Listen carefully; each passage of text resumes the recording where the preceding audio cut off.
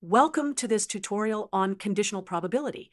This is an important topic in probability theory that helps us calculate the likelihood of an event given that some other event has already occurred. Let's start with the definition. The conditional probability of event A given that event B has occurred is denoted by P of A given B. Mathematically, it's defined as P of A given B equals P of A intersection B divided by P of B, provided that P of B is greater than 0. Let's visualize what this means. Here we have a Venn diagram with two events, A and B. The entire rectangle represents our sample space, which contains all possible outcomes. The intersection, shown in purple, represents outcomes that are in both A and B. When we calculate conditional probability, we're essentially restricting our sample space to just event B. Now, within this restricted space, we want to find the proportion that also belongs to event A. This is represented by the intersection of A and B. The formula P of A given B equals P of A intersection B divided by P of B tells us exactly this, the proportion of event B that also belongs to event A. Now, let's apply this concept to a concrete example.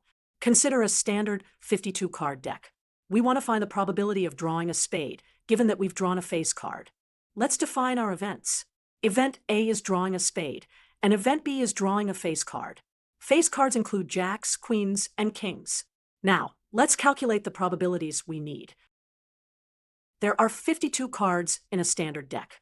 Out of these, there are 12 face cards, 3 in each suit, and there are 3 spade face cards, the jack, queen, and king of spades.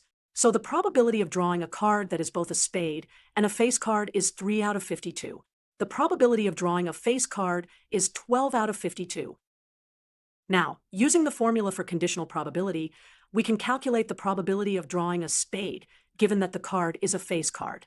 P of A given B equals P of A intersection B divided by P of B, which is 3 over 52 divided by 12 over 52. This simplifies to 3 over 12, which is 1/4 or 25%. So, given that you've drawn a face card, there's a 25% chance it's a spade. Let's move on to our second example. Here, we have 2 fair 6-sided dice.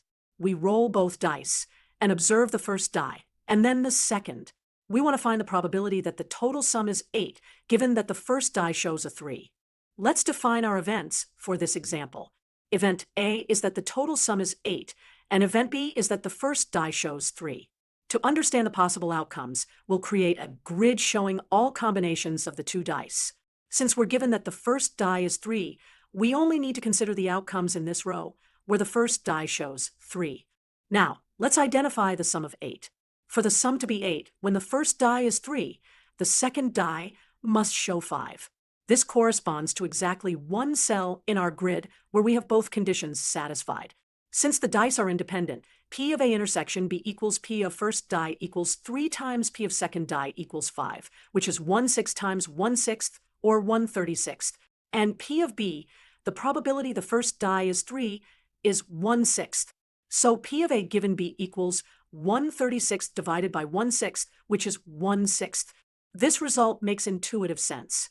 Given that the first die is 3, the only way to get a sum of 8 is if the second die is 5.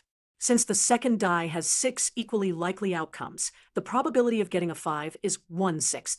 Let's summarize what we've learned about conditional probability. The conditional probability P of A given B tells us the probability of event A occurring, given that we know event B has already occurred. It's calculated as the probability of both events occurring, divided by the probability of the condition event B. In our examples, we saw how to apply this formula to card drawing and dice rolling problems.